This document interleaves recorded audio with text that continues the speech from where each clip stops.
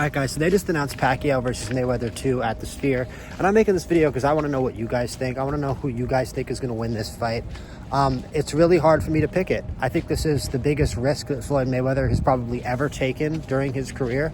The biggest issue is going to be his gas tank. I mean, the gas tanks of both fighters are going to be an issue, but we saw in the Mario Barrios fight how Manny Pacquiao is able to manage his gas tank at an advanced age. He just throws those combinations. He's actually, weirdly, this is a funny thing to say, Pacquiao to me resembles more of a Mexican-style fighter than he ever has before, where, you know, during his career, he was, albeit controversially, called a Mexicutioner, but it's true. Pacquiao had a penchant for beating Mexican fighters because of his constant forward pressure and how that sort of is naturally a counter to the more conversational back and forth flow of the Mexican style. He was able to counter that with constant pressure. Well, now it seems to me like Pacquiao has taken on more of the Mexican style. Against Barrios, he seemed very comfortable in that style, being more conversational. You throw a couple punches, I'll throw three. You throw one, I'll throw three or four, right? But he doesn't keep throwing those extra punches or leaving receipts, as I like to call it, at the end of combinations like he used to. I mean, he did it a little bit in the Barrios fight, but back in the day, back in the Morales fight, the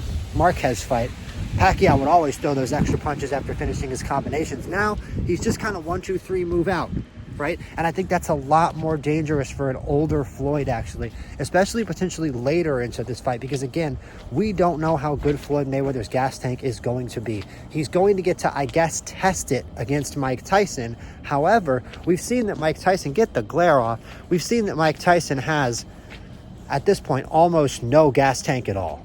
Right? So how much is Floyd Mayweather really testing his gas tank fighting Mike Tyson? Okay, he'll be okay. By the second round, Mayweather will be like, all right, I've got this guy beat for stamina, clearly. So how much are we going to learn? I think that Mayweather isn't actually going to have his current day, how old is he, 50, 49-year-old gas tank tested until he fights Manny Pacquiao, which is not safe. I don't think that's a smart decision. Floyd is older than Manny. That wasn't a problem in the first fight because Floyd has faster hands than Manny. Floyd had faster hands than Manny back then. He's one of the few men on the planet that did.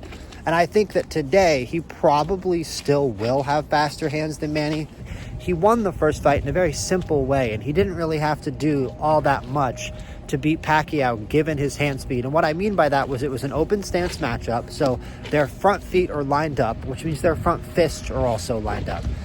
And I think it goes for Floyd against any southpaw. He could probably do this if he wanted to. But against Pacquiao specifically, Pacquiao especially in that earlier era of Pacquiao in his prime, he tried to lead off the jab. He fought off the jab a lot more than he does today, which again, we're coming back to, that's something that makes the fight more dangerous for Floyd. But we'll get back on track with why this fight is still dangerous for Manny.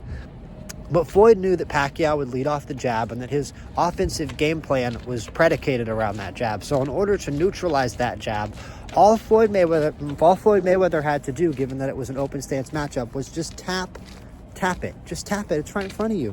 Your fists are lined up. All you got to do is tap Pacquiao's fist right in front of your fist. And you can do a pretty good job of neutralizing his jab just playing with the hands. It was a big part of why Mayweather was able to win that first fight, right?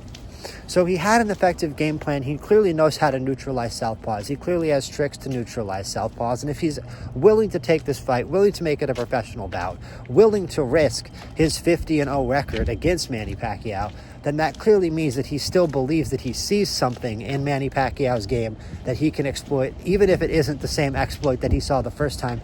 I'm sure he has plenty of other things in the bank to trick lefties, to mess with lefties, and to beat lefties. And he's still confident that he's faster than Manny and that Manny isn't a threat to him. And it does come back around to Mario Barrios and what we've seen with Mario Barrios against Ryan Garcia, where it's sad in boxing. There are guys like this where Mario Barrios, his best attribute, and we learned this before, but it was really, the point was made in this fight against Ryan Garcia. His best attribute is his toughness, unfortunately. The thing that makes Mario Barrios a desirable opponent for people and an opponent who promoters like booking against their fighters is because he's tough, right? He'll stay in there. He won't get knocked out. He'll give you a decision and he'll make the fighter he's fighting against look good because he can take the punches that they deliver. He got rocked with that first shot from Ryan Garcia when Ryan Garcia still had the energy and the power in his hands in that first round that early in the fight to throw that big of a shot. Garcia kept trying to throw shots that big on, less of his stamina for the rest of the fight, and they weren't quite landing with that same intensity that the first one that knocked Barrios down with. But if Garcia had that same level of energy and kept that same exact level of energy and power from the initial first round for the whole fight, which is of course not possible, but if he could have, Barrios would have been out of there probably. He would have had him knocked down 3 or 4 times. Unfortunately, that isn't really how the human body works, and at some point Garcia's got to lose a little bit of his stamina, a little bit of his gas, and from there, he still has the faster and better hands, Ryan Garcia. So he was just able to pop off on Mario Barrios, and he dominated the entire fight. He was pretty much landing at will, and it doesn't do anything to help this narrative that, Ryan Garcia, there are some days where he's going to show up and some days where he's not. Some days where he's going to look really good and some days where he's going to look terrible.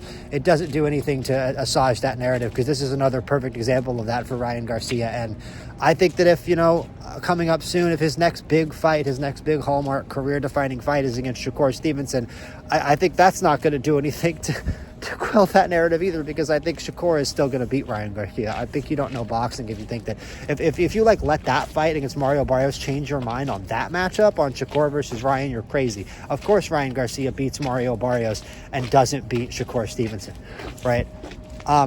It's similarly for the same reason that he beats Devin Haney, but he doesn't beat Shakur Stevenson, because Shakur Stevenson is a southpaw with lightning fast hands and better defense than any of these other people that we're talking about, right?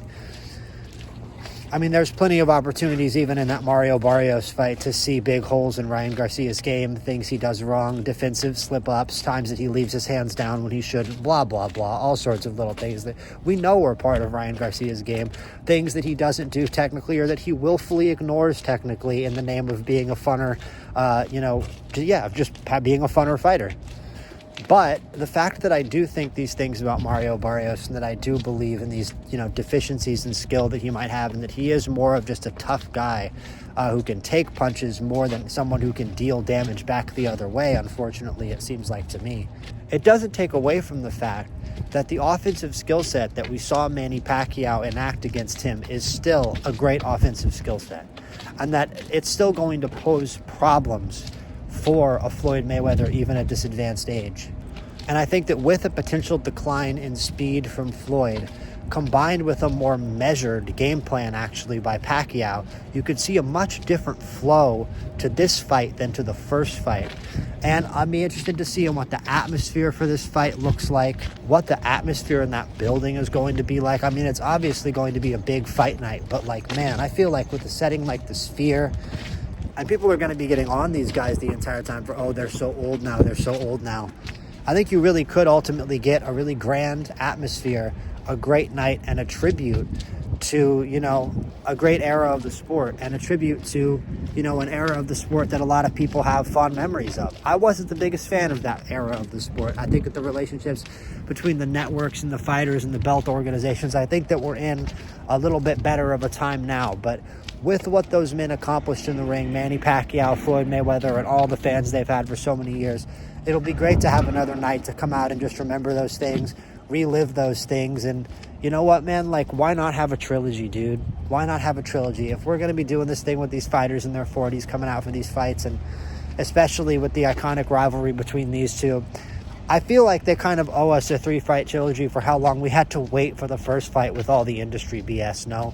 So I'm not even necessarily unhappy this fight is being made. I think there's a lot of people who are going to go, there's so many other great fights that the normies don't care about. They had to make Mayweather versus Tyson and Mayweather versus Pacquiao for all the fair weather, mainstream fans, blah, blah, blah. I understand that, I hear that, and I appreciate that, because boxing is a very dirty sport. But at the end of the day, this is an example of, I think, actually a wrong being made right, and how long people had to wait through all the industry BS. And in this era of just make the fights, why not also give us Pacquiao versus Mayweather too? So I want to know what you guys think about this fight. Who do you think is going to win this second Pacquiao-Mayweather matchup? Do you also question Floyd's stamina at an older age? Do you also think that Pacquiao maybe has a more succinct game plan for dealing with his older body and with his smaller gas tank now that they're at this more advanced stage? Or do you think that Floyd is just too smooth of an operator, too fast? Do you think that he's just going to be able to establish a classic anti-southpaw game plan like he had so many times during his professional career? So that's all for now. Like and subscribe to NBC Fights, and I'll be back for more boxing news and content in the future, and plenty more content on this upcoming Mayweather versus Pacquiao matchup. Peace out. I will see you guys on the next one.